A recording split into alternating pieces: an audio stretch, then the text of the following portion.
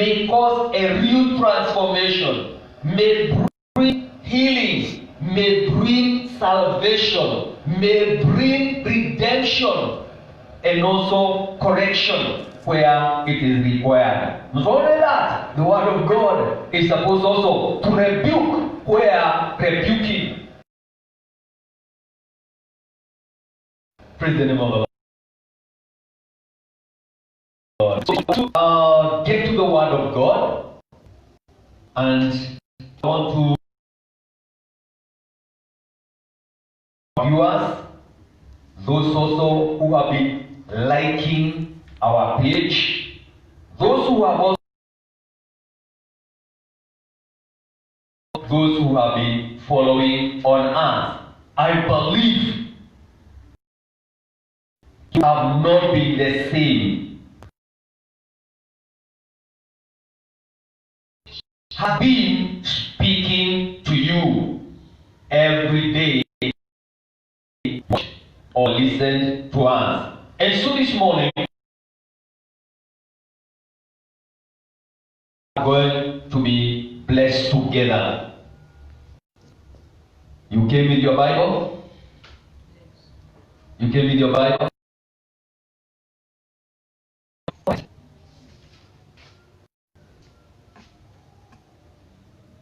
I want us to look at God in 1 Kings. 1 Kings chapter 17. 1 Kings chapter 17.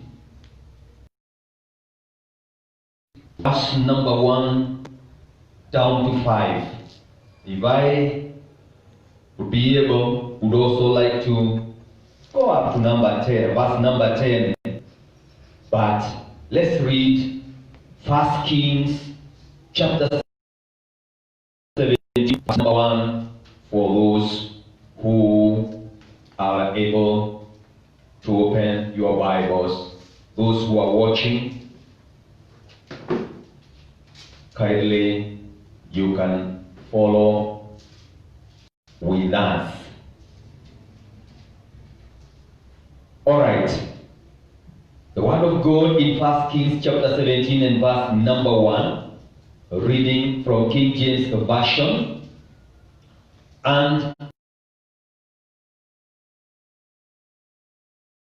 inhabitants of Gilead said unto Ahab, as the Lord God of Israel lives, before whom I stand, there shall not be dew nor rain these years, but according to my word. Verse number 2, and the word of the Lord came unto him, saying, get you from here, and turn eastward, and hide yourself by the brook Cherith, that is east of the Jordan.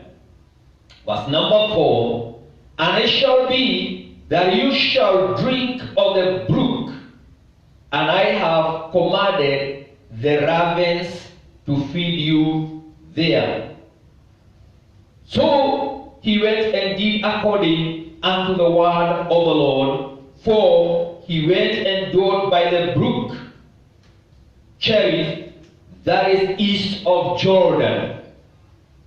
And the ravens brought him bread and meat in the morning, and bread and meat in the evening, and he drank of the brook. Verse number 7, let me read. And it came to pass after a while that the brook dried up, because there had been no rain in the land. And the word of the Lord came unto him, saying, arise, get you to Zarephath, which belongs to Sidon, and dwell there. Behold, I have commanded a widow woman there to sustain you. So he arose and went to Zarephath, and when he came to the gate of the city, behold, the widow woman was there gathering sticks. And he called to her and said, bring me, I pray you, a little water in the vessel that I may drink. And as she was going to bring it, he called to her and said, bring me, I pray you, a morsel of bread in your hand.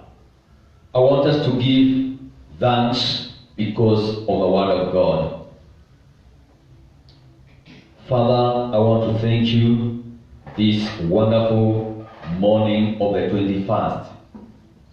As we share your word, I pray, Jehovah God, for your special anointing. I also pray, Jehovah God, for the Spirit of God to help me to expound and to speak to our hearts, and especially to our people, our viewers, wherever they are. And because your word is living, your word is powerful, your word is sharp, Lord, may you this morning intervene in our very, very situation. I want to thank you. I want to honor you, God. Thank you for the Spirit of God in our midst. In Jesus' name, I do pray. Amen. Praise the name of the Lord. This morning, I want to speak to us on a message. God has yet another way. God has yet another way. Mungu bado akona njia nyingine. Me and you, most of the times, have a very familiar way. We are used to unusual behavior or way. There is a way that you are used with. Every other time you go home or you go to work, and that route has become so familiar that if for any change you would feel uncomfortable. There is a way in your family tea is made. There is a way in your family things are done. And so, if anybody comes and tries to do otherwise, it will cause some confusion. You understand what I said? Yeah? There is a route that every other time you feel is the most suitable one or most comfortable one to where you are used to going. But this morning, I want to come with this message to speak to our hearts and our situations that God has yet another way. When we began this year, there are so many things we wanted to do. There are so many things we projected for the year. We had a plan of doing our second phase of sanctuary lifting, face lifting. And we had a plan and put in some arrangements. Those were our plans. There are people who had hired land. They wanted to do farming and they made all the arrangements. But when traveling was limited. Believe you me, there is nothing you could be able to do. There are people who had hired machineries for some construction. When things changed suddenly, most of the projects were to stop. Hallelujah.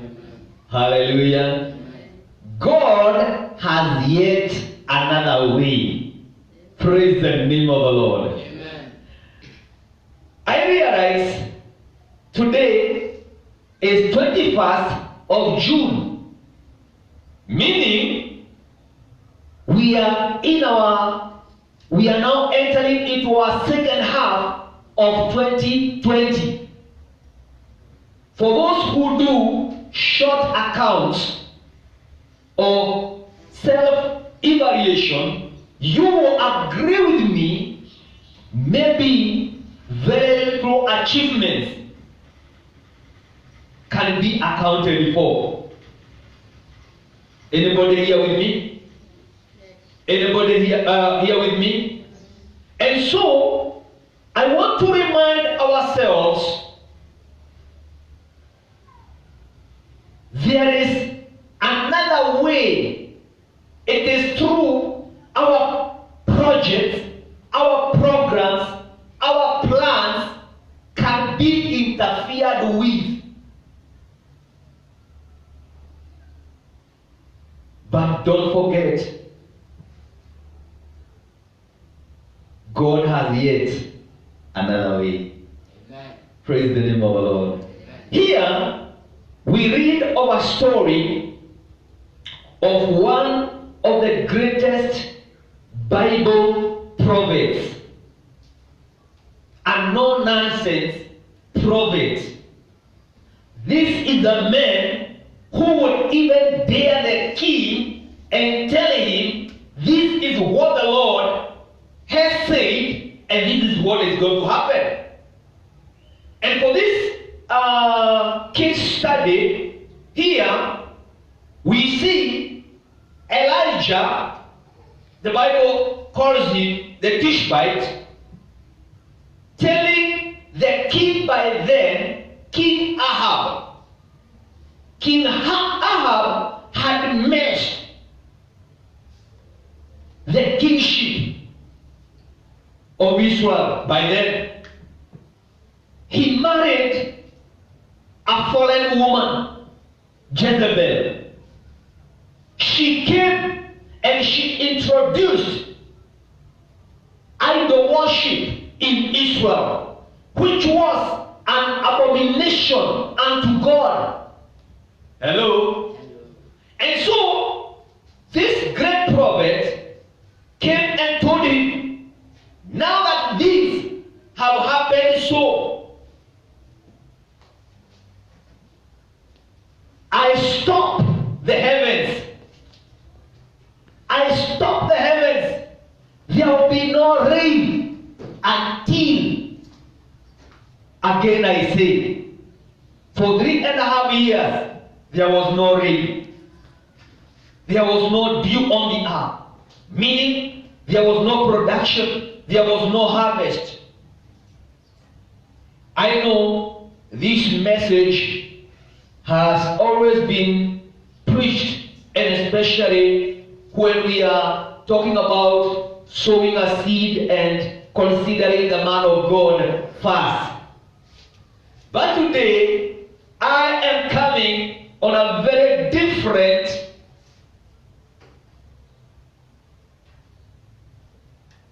approach, telling my viewers, telling you, brothers and sisters, and the scattered church all over, that God has yet another way. Amen. Praise the name of the Lord. Amen. When Elijah made his declaration that there will be no rain, he was not spared case. Hello?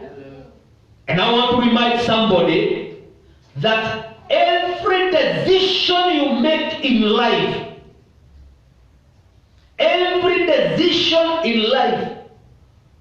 when you say a yes or when you say a no, when you take a certain direction or route, there is always some consequences. Some of them are regrettable. There are people who have lived with regret because of a decision they made. Here we see the prophet, the man of God, Elijah, declaring to the king, because of A, B, C, D, because of what you have done, I now say there will be no rain for 3.5 years until I say it again. Hello? So here we see food becomes scarce. Not for only those other people, but also for him. Bwana asifiwe. Are we together? But I thank God because when you involve God in all your undertakings, God will always be there for you. Amen. Amen. When you involve God in all your undertakings, God will always be there for you. And that is why the Bible says in Proverbs chapter 3 and verse number 5, trust in the Lord with all your heart, and lean not unto your own understanding. In all your ways acknowledge him, and he shall direct your paths. Somebody say amen. Amen. The man of God has made a declaration, and he has stopped the heavens. No rain at all for 3.5 years. And he says, I have done my calculations. I know it will also affect me. But one thing I know, God has yet another way for me. Amen. Praise the name of the Lord. Amen. God has yet another way for me and for you. Amen.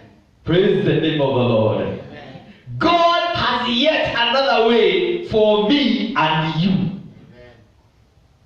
Elijah was used, according to me, this is not written anywhere in the Bible, as a great prophet and a powerful prophet and a successful prophet. He was not bothered of what he would drink, eat. He didn't bother where the lemon water, warm, would come from.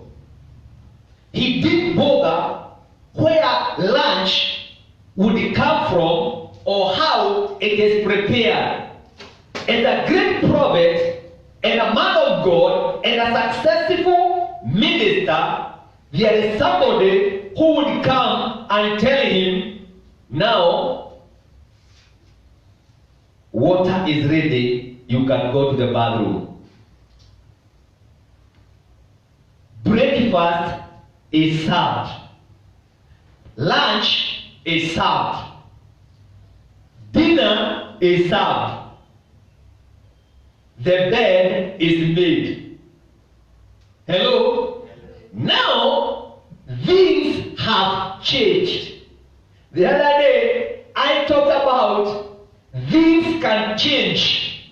Amen. Mambo yaweza kubadilika. Another time I talked about Mungu ambaye anabadilisha mambo. Let me tell you, my brother, we are not in charge. We are not in control of how this in the universe, in the world, will work. One thing I believe, God has given us the ability to adjust with the changes. Amen. Praise the name of the Lord. Amen. When the cold weather comes, like now the one we are expecting this season, June and July, it is upon me and upon you to adjust to the cold weather. Hello? There are clothes you never used, maybe the whole year. But this season, you have to look for them. There is that extra blanket. You have to look for it. So that you may adjust according to the pattern of the weather. As I said, and I want to repeat this.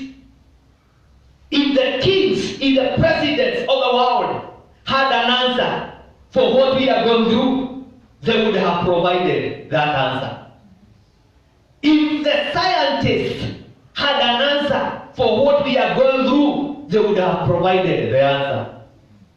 And I said, with humility, if the pastors, and I took a step backward, because I can receive at least some stones.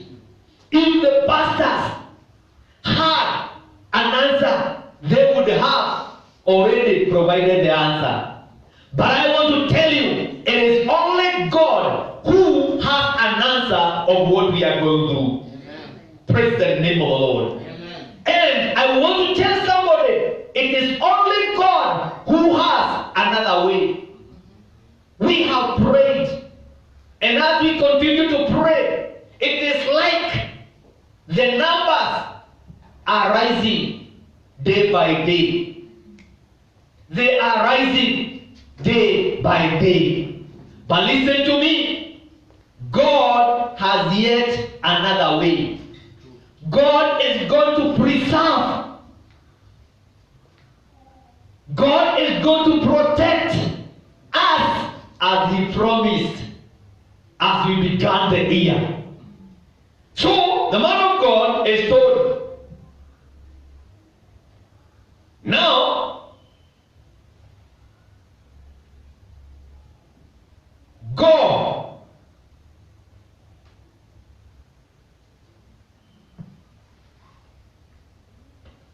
He is given direction in verse number 3 of 1 Kings chapter 17. Get you from here and turn eastward and hide yourself by the brook.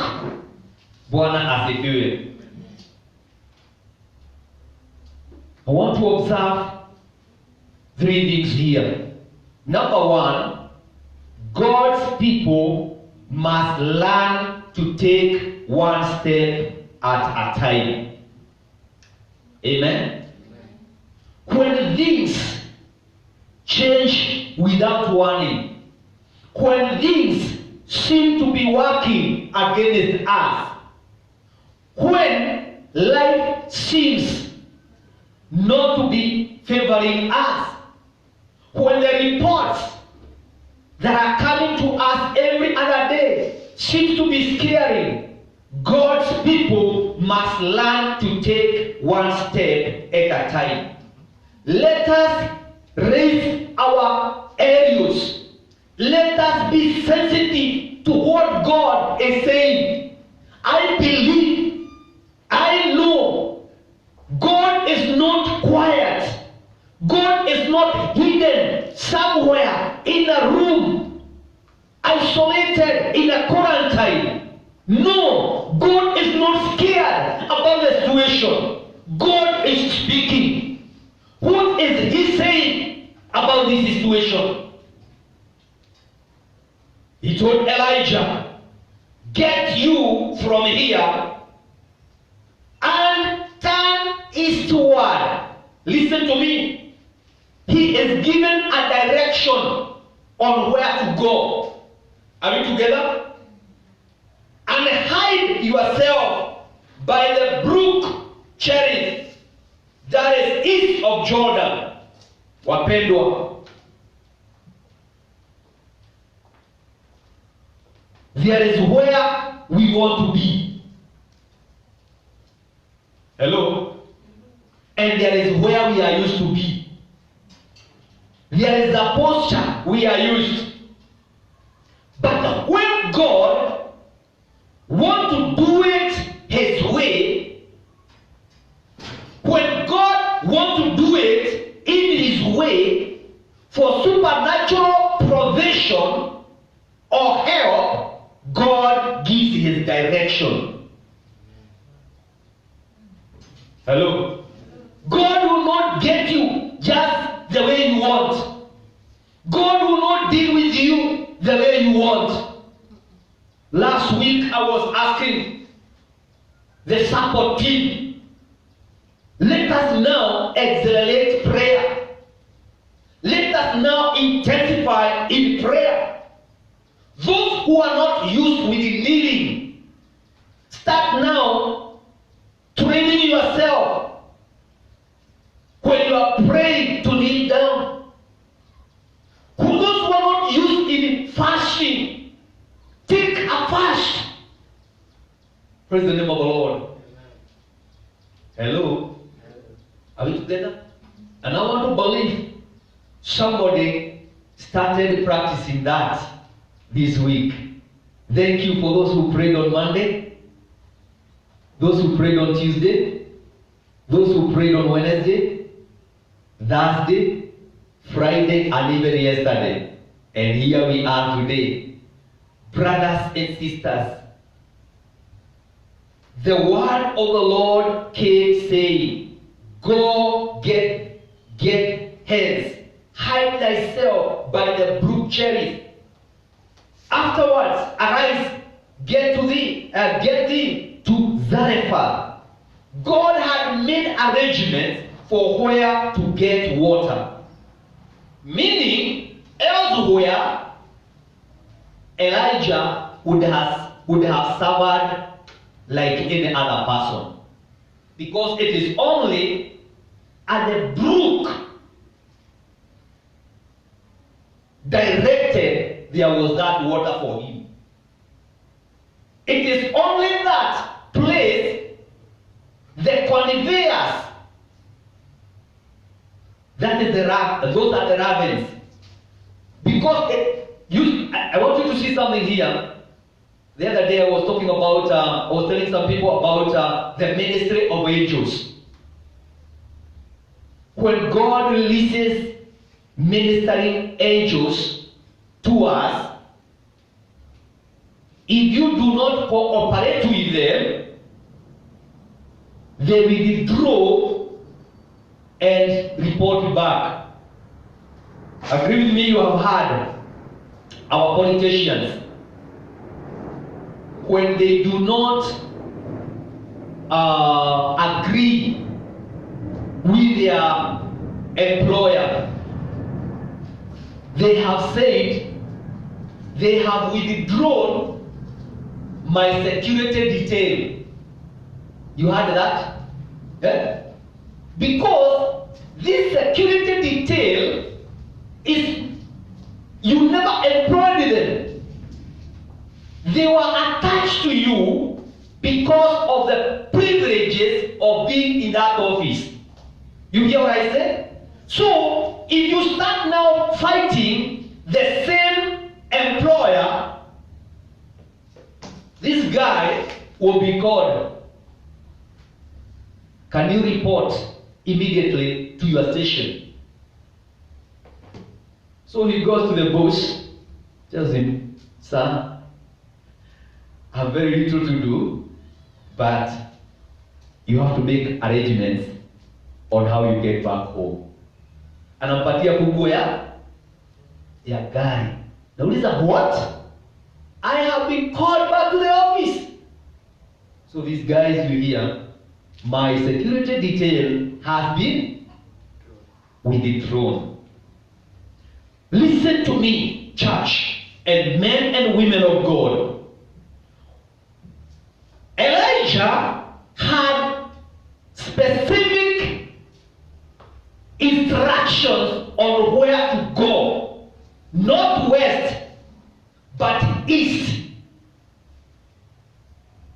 Amen? Because the ravens had been instructed by the sender. Are we together? There is a place east of Jordan. Down there is a brook, there is a river, Cherith.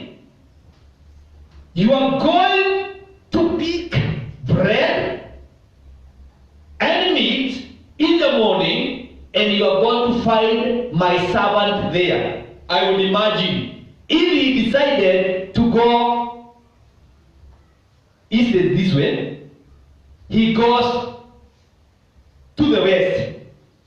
What would the ravens do with meat? Yeah? Ravens with meat. He's not there. Hello? Hello?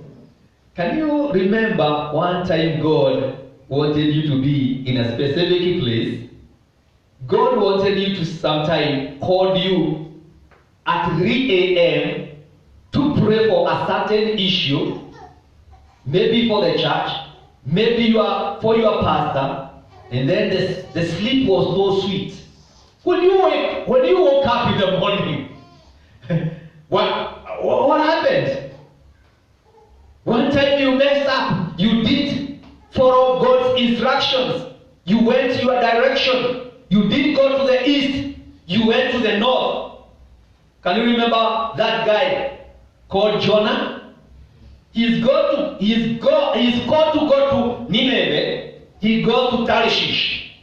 So what happens? The mode of transport to Nineveh. A comfortable one? Eh? A comfortable one? Hello?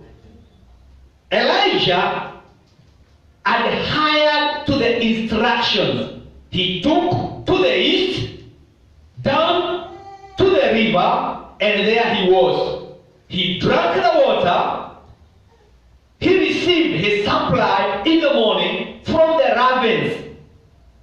This morning I was thinking, it is not a raven, ravens. Meaning they were coming, bringing enough food for the man of God. Amen. Praise the name of the Lord. Amen. I am saying this morning, my viewers, my listeners, the scattered church, men and women of God, God has yet another way for you. Amen. Praise the name of the Lord. Amen. God has yet another way for you. Amen. January we told you, brothers and sisters, let us pray, because we do not know what 2020 carries. Hello? We didn't know. No pastor knew. Nobody had imagined that anybody could dare and shut down the church. But for the last 5 months now, hey, what has been happening? But listen to me. God has continued to be faithful, because he has yet another way we didn't know. Some of you were laid out of your jobs. Some of you, your businesses completely went down. But thank God, when I look at you, maybe you didn't get what you wanted, but God gave you your need. That is why you are able to get to this place this morning. Somebody say amen. Amen. God knew for how long it would take for the brook to provide water for Elijah. God cares about your needs. If he can feed the birds of the air, make beautiful the flowers of the garden, you are of more value than the birds of the air. You are of more value than the flowers in the garden. He knows you and he knows your need. But you know, my viewers, my friends, most of the times we are so self-centered. So self-centered. I've had people in most of my wars, they are complaining, and others are almost now saying, enough is enough. We are going to protest. Protest against who? Protest against who? And I'm saying, rather than protesting or planning to protest, accelerate prayer that this situation will come to an end. Then we come back. Then we resume normal. Praise the name of the Lord. I called one of my brothers up country and asked him, how are you getting on? They are there. And us back here, we can't be able to come. He told me, nyinyi kayani huku, msituletee hapa.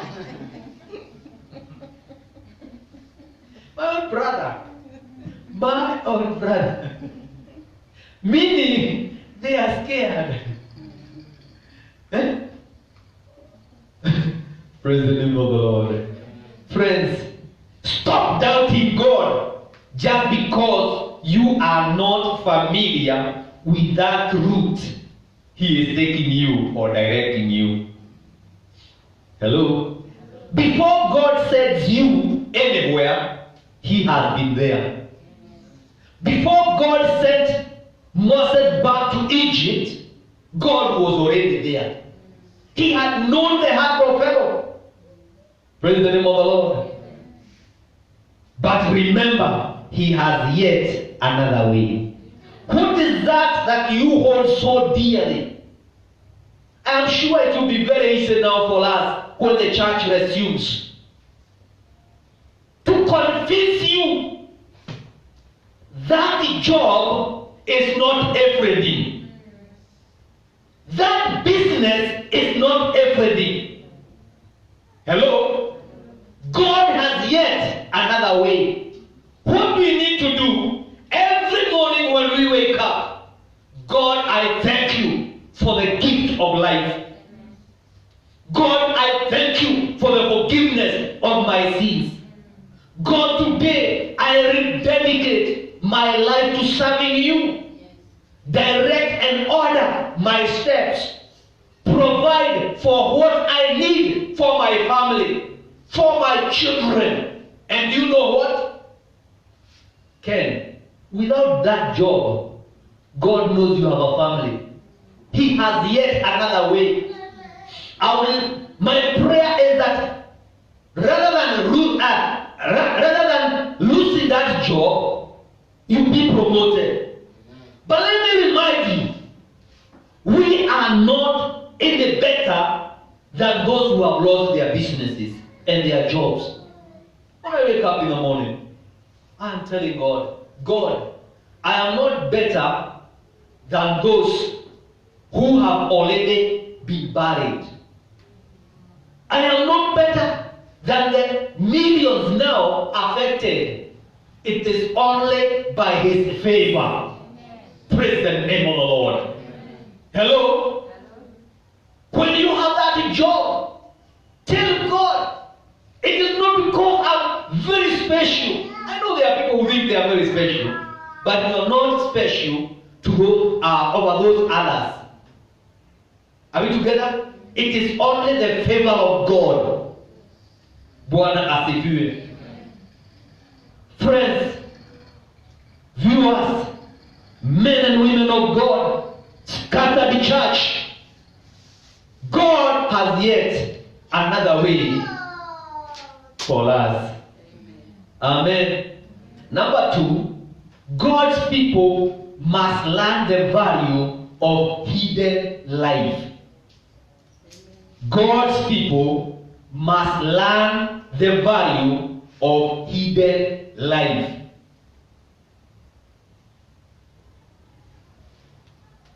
Praise the name of the Lord. Here you would have expected God to tell Elijah, to tell Ahab the king,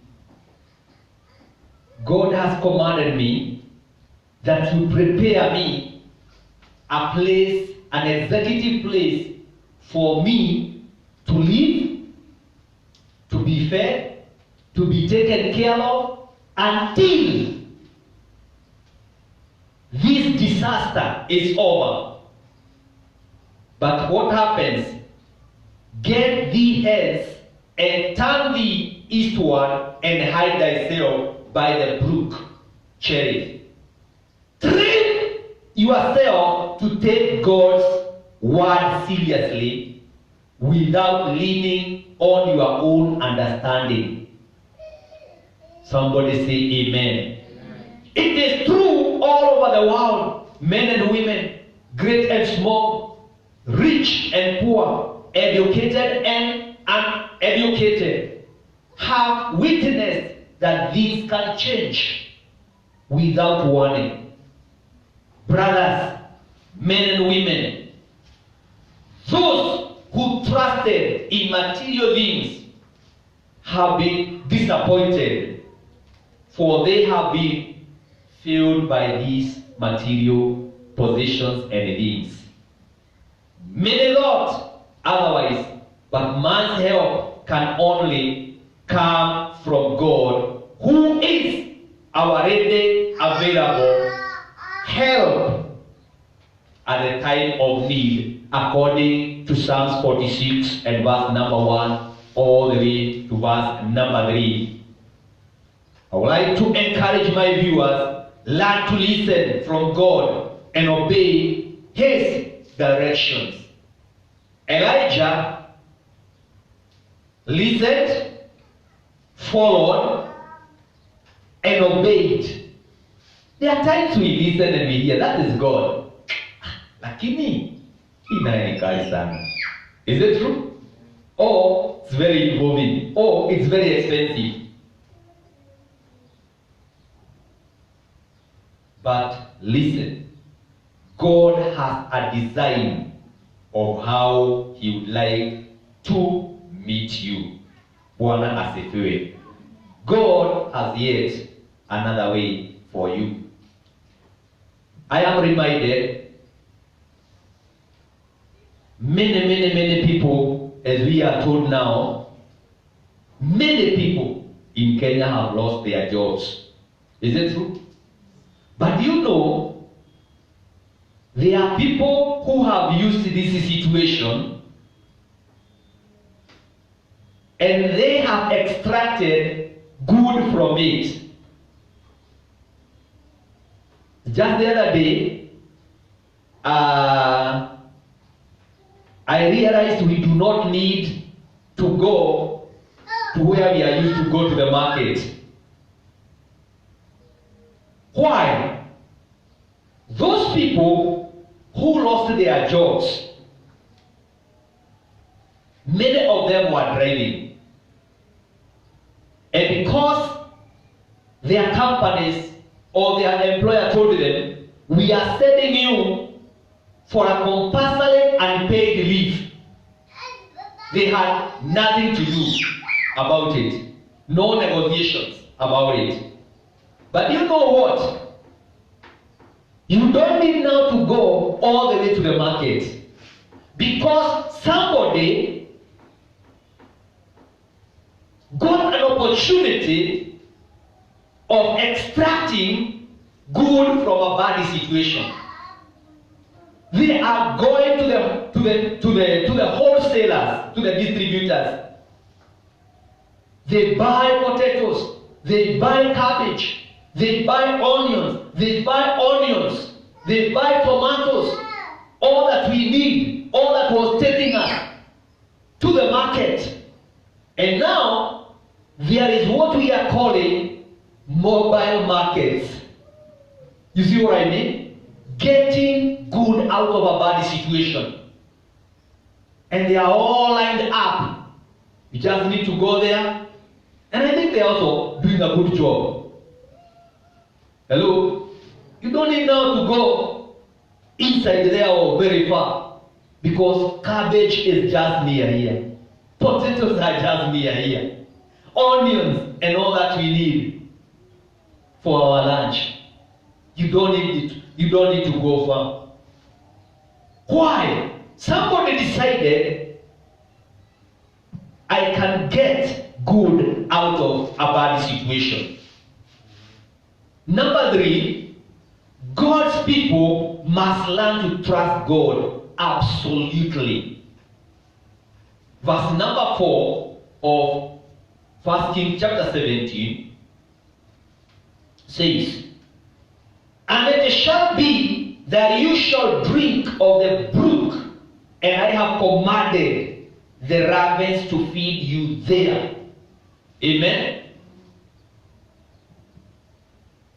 We must learn to trust God absolutely. I don't think, and I have not seen anywhere else. It is only in the time of Noah. Noah released some ravens out of the ark. Are we together? But I don't see anywhere ravens were being used. And this particular time, Elijah would have reasoned like a human being. Can I trust? Did you say ravens or did you say eagles? Did you say doves or did you say hens? For ravens with the meat, and when we are talking about meat here, it is distinct. We are not talking about food. We are talking about flesh. Nyama. Maana inaongea juu ya nyama na mkate.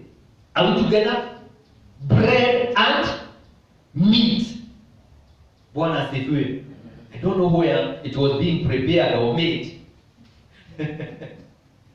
But I want to believe it must be a good meal for the man of God from his God.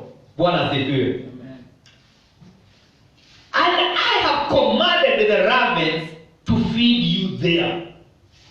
Elijah might have preferred many hiding places than cherries, but that was the only place to which the ravens would have brought the supplies. Are you where God wants you to be? Bwana asifiwe. He may use that other way you are not familiar with or comfortable. But believe you me, He will send you help. Praise the name of the Lord. Brothers, sisters, scattered church, my viewers, the Lord who has called you to serving Him, the Lord who has called you to the ministry, the Lord who has called you to His kingdom, He knows what is good for you. And He knows what you need. And He knows what to do. I'm reminded of that story in the book of John, the Gospel, chapter 6 and verse number 6. Jesus tells Philip,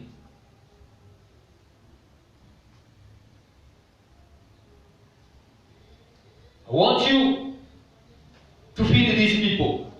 And the guy looks around and he asks, these people, with what? From where?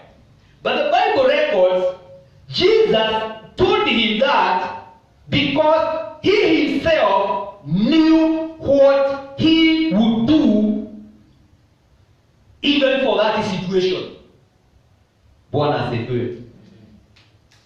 I want to finish this morning by telling you, God knows what to do with your situation. God knows even for how long this situation all over the world is going to take. God knows our way out. God knows how to protect us and preserve us. God knows the direction of the church. God knows rather than God. You know what? I was wondering, when God says that he is the chief shepherd of the flock, you know, I had not looked at this way, that there is a time we are not able to meet with you. But now, the chief shepherd cannot be limited to be with you where your pastor is not able. Amen? He is not limited. Praise the name of the Lord. I am limited. I am limited as a man. Our friends are limited. But thank God, he is not limited. That is why he was left with the chief position of the shepherd of the flock. Me and others are under shepherds. That even today ourselves, we are looking for this other way. Amen? Praise the name of the Lord. We are depending totally on this other way we didn't know. That other way that God can use. Ravens. God can use very unfamiliar instruments. God can use the most unlikely vessels of grace to continue his work. Praise the name of the Lord. Every other time I have come here, I am amazed of what God can do. I have found the compound clean. When I move around and I see most churches have been abandoned. Yeah? You cannot tell where the gate was. Have not entered in their churches. But I believe when they will come back, some will start from scratch because nobody goes to the church. I want to appreciate God for that support team that has always made sure the sanctuary is made tidy. The grass is taken care of. The sanctuary is clean. And this place is tidy. Praise the name of the Lord. I also want to thank God. Those few people who have made sure there is also bread in the house of God. They have not abandoned their responsibility. I want to thank God for you. Church, people of God, my viewers, there is yet another way. Me and you are not familiar, but God may choose to use it to fulfill his agenda and his purpose. Have you exhausted all your efforts? Are you exhausted in all your efforts? Do you feel, Pastor, I come to the end of myself? Let me tell you, if there was a man who would have been disappointed, it is this man of God, Elijah. But because he knew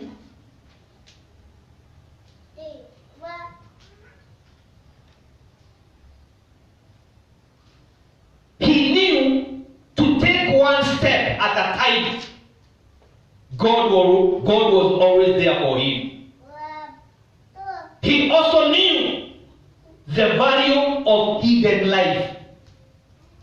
That when I withdraw, God knows where I am. God knows my address.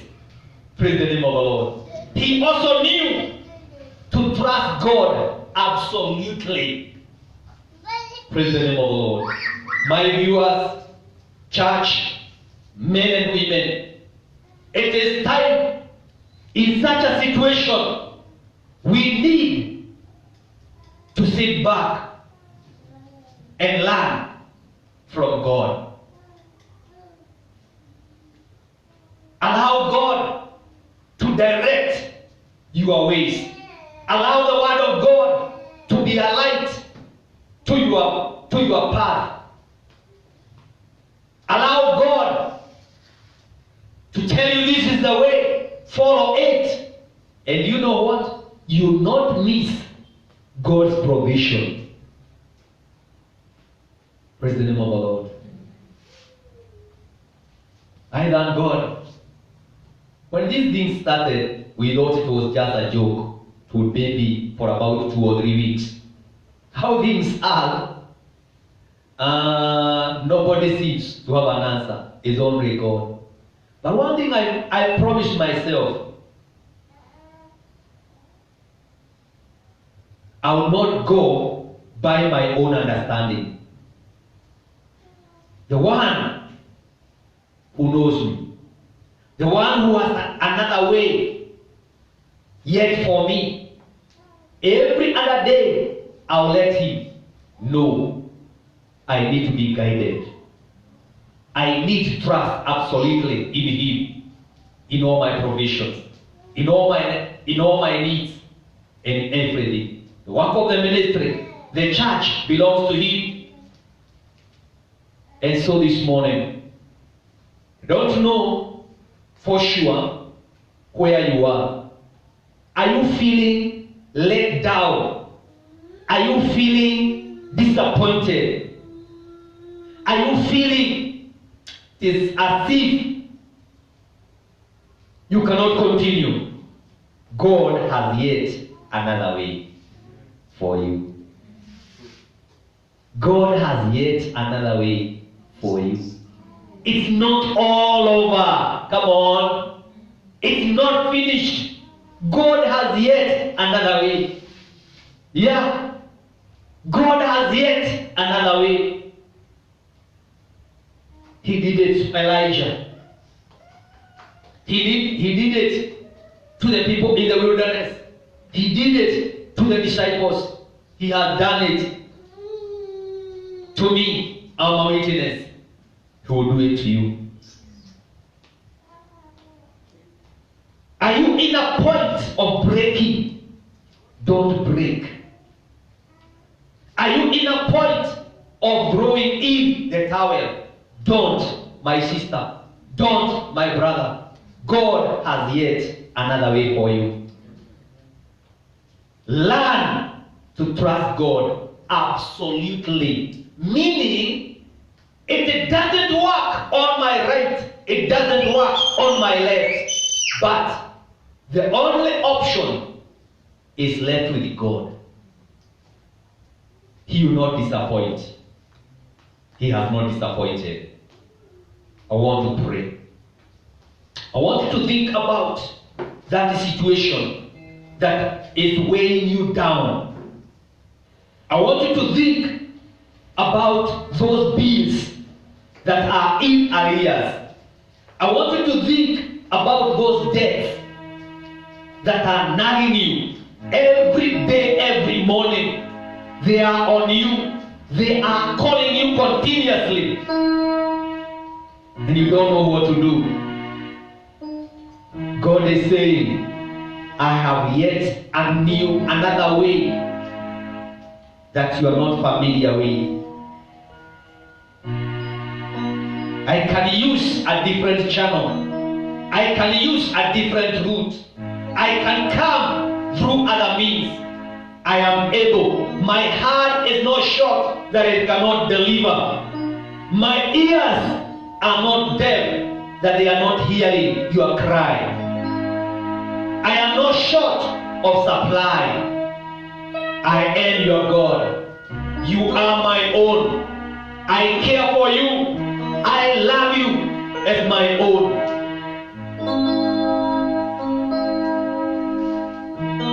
I am not a party with your enemies. I am going to deliver you from that situation. I will pay those bills for you. I will pay those debts for you. I will fix that family. I will provide for your children. Father, I want to thank you for your faithfulness. Father, I want to thank you for my viewers. It is true, things have taken a different turn. But God, you have yet another way that my viewer, that my listener is not aware of. I pray in the name of the Lord, may you now intervene for my viewer. May you now intervene for my listener. May you now intervene for the scattered church. May you intervene for your servant, wherever they are, in the name of the Lord. Father, I thank you. I honor you for every need of your people. I want to thank you because you do not change. You are the same yesterday, today, and even forever. You remain to be God. Those, Jehovah God, who have entrusted their life to you, you will not disappoint them, O God. Those who have committed their life to you, O God, you will not disappoint them. They will not lack any good thing because you provide for them. I want to thank you. I want to honor you, O God. Father, I pray that my viewer, my listener will learn to trust you absolutely as a provider, to follow your directions, Father, to the glory of your name. My viewer, you are not born again. It is my responsibility to introduce you to this God. You have always trusted in your ways. You have always thought what you do in life as you are living. It is not so. There is yet another way you don't know. God can use today to give you peace in life, to restore your broken life. You only need to put your trust in Jesus. I want to recommend to you, my viewer who is not saved, I want to recommend you Jesus. And you can say this prayer after me. Lord Jesus, I am a sinner. I need you. I open up my heart. Come, be my Savior and my Lord. And from today, I want to commit my life to you. Save me. In Jesus' name I pray. Father, I thank you for those who have prayed, for those who have prayed that prayer. I pray that you fill them with your spirit and help them, oh God, to live a holy life in Jesus' name. If you have said that prayer, I want you to like my page and also make a comment. We shall be able to know where you are, and we shall be able to follow up on you and help you to grow in your salvation. My viewers and my friends, I want to thank God for you very, very, very much. And may God bless you. May God do you good, even as we prepare also to serve God with our offerings. You have your time, especially for those who are in this ministry, or there is nowhere you go to church. You don't have any person you call your personal pastor.